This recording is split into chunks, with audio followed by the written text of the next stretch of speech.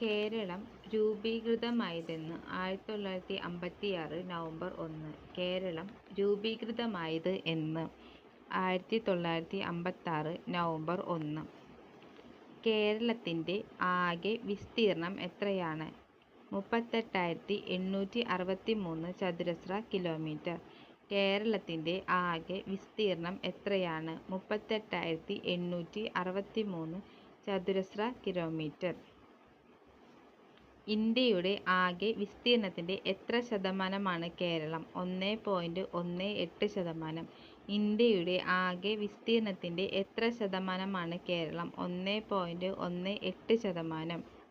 വിസ്തീർണത്തിൻ്റെ അടിസ്ഥാനത്തിൽ കേരളത്തിൻ്റെ സ്ഥാനം എത്രയാണ്? 21ാം സ്ഥാനം. വിസ്തീർണത്തിൻ്റെ അടിസ്ഥാനത്തിൽ കേരളത്തിൻ്റെ സ്ഥാനം എത്രയാണ്? 21ാം സ്ഥാനം. കേരളത്തിൻ്റെ വടക്കേ അറ്റത്തുള്ള ജില്ല ഏത്? കാസർഗോഡ്. കേരളത്തിൻ്റെ വടക്കേ അറ്റത്തുള്ള ജില്ല ഏത്? കാസർഗോഡ്. കേരളത്തിൻ്റെ തെക്കേ അറ്റത്തുള്ള ജില്ല ഏത്? തിരുവനന്തപുരം. കേരളത്തിൻ്റെ തെക്കേ അറ്റത്തുള്ള ജില്ല ഏത്? തിരുവനന്തപുരം.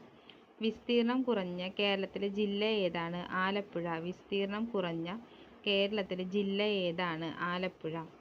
വിസ്തീർണം കൂടിയ കേരളത്തിലെ ജില്ല ഏതാണ്? പാലക്കാട്. വിസ്തീർണം കൂടിയ കേരളത്തിലെ ജില്ല ഏതാണ്? പാലക്കാട്. കേരളത്തിൽ ഏറ്റവും കൂടുതൽ താലൂക്കുകളുള്ള ജില്ല ഏത്? എറണാകുളം. 7 എണ്ണം. കേരളത്തിൽ ഏറ്റവും കൂടുതൽ താലൂക്കുകളുള്ള ജില്ല ഏത്? എറണാകുളം. 7. കേരളത്തിൻ്റെ വടക്കേ അറ്റത്തുള്ള താലൂക്ക് ഏത്? മഞ്ചേശ്വരം. കേരളത്തിൻ്റെ വടക്കേ അറ്റത്തുള്ള താലൂക്ക് ഏത്? മഞ്ചേശ്വരം.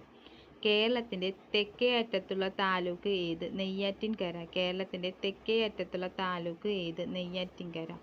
കടൽത്തീരമില്ലാത്ത കേരളത്തിലെ ജില്ലകളുടെ എണ്ണം എത്ര? 5. കടൽത്തീരമില്ലാത്ത കേരളത്തിലെ ജില്ലകളുടെ എണ്ണം എത്ര? 5. കോട്ടയം, പത്തനംതിട്ട, ഇടുക്കി, പാലക്കാട്, വയനാട് എന്നീ ജില്ലകളിലാണ് കടൽത്തീരമില്ലാത്തത്.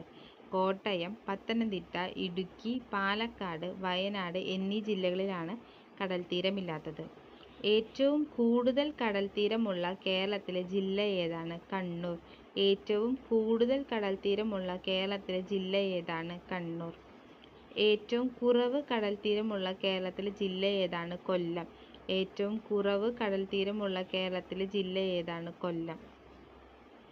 കേരളത്തിൻ്റെ തീരദേശ ദൈർഘ്യം എത്രയാണ്? 590 കിലോമീറ്റർ.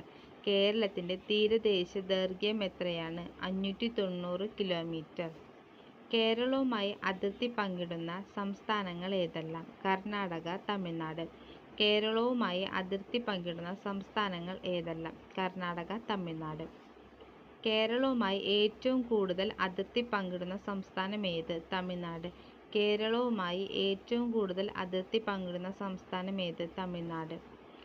തമിഴ്നാടുമായും കർണാടകയുമായി അതിർത്തി പങ്കിടുന്ന കേരളത്തിലെ ഏക ജില്ല ഏത്? വയനാട്. തമിഴ്നാടുമായും കർണാടകയുമായി അതിർത്തി പങ്കിടുന്ന കേരളത്തിലെ ഏക ജില്ല ഏത്? വയനാട്. ഭൂപ്രകൃതി അനുസരിച്ച് കേരളത്തെ എത്രയായി തരംതിരിച്ചിരിക്കുന്നു? 3. ഭൂപ്രകൃതിയനുസരിച്ച് കേരളത്തെ എത്രയായി തരംതിരിച്ചിരിക്കുന്നു? 3. മലനാട്, ഇടനാട്, തീരപ്രദേശം. മലനാട്, ഇടനാട്, തീരപ്രദേശം. സമുദ്രനിരപ്പിൽ നിന്നും 75 മീറ്ററിൽ കൂടുതൽ ഉയരമുള്ള പ്രദേശം അറിയപ്പെടുന്നത് മലനാട്. സമുദ്രനിരപ്പിൽ നിന്നും 75 മീറ്ററിൽ കൂടുതൽ ഉയരമുള്ള പ്രദേശം അറിയപ്പെടുന്നത് മലനാട്. സമുദ്രനിരപ്പിൽ നിന്നും 75 മീറ്റർ കൂടുതൽ ഉയരമുള്ള പ്രദേശം അറിയപ്പെടുന്നത് മലനാട്. സമുദ്രനിരപ്പിൽ നിന്നും 7.5 മീറ്റർ മുതൽ 75 മീറ്റർ വരെ ഉയരമുള്ള പ്രദേശമാണ് ഇടനാട്. സമുദ്രനിരപ്പിൽ നിന്നും 7.5 മീറ്റർ മുതൽ 75 മീറ്റർ വരെ ഉയരമുള്ള പ്രദേശമാണ് ഇടനാട്. കേരളത്തിലെ ഏറ്റവും ഉയർന്ന കൊടുമുടി ഏതാണ്? ആനമുടി. കേരളത്തിലെ ഏറ്റവും ഉയർന്ന കൊടുമുടി ഏതാണ്? ആനമുടി. 2695 മീറ്ററാണ് ആനമുടിയുടെ ഉയരം. 2695 മീറ്ററാണ് ആനമുടി കൊടുമുടിയുടെ ഉയരം. ആനമുടി സ്ഥിതി ചെയ്യുന്ന ജില്ല ഏതാണ്? ഇടുക്കി. ആനമുടി സ്ഥിതി ചെയ്യുന്ന ജില്ല ഏതാണ്? ഇടുക്കി. ദക്ഷിണേന്ത്യയിലെ ഏറ്റവും ഉയർന്ന കൊടുമുടി ഏതാണ്? ആനമുടി. ദക്ഷിണേന്ത്യയിലെ ഏറ്റവും ഉയർന്ന കൊടുമുടി ഏതാണ്? ആനമുടി.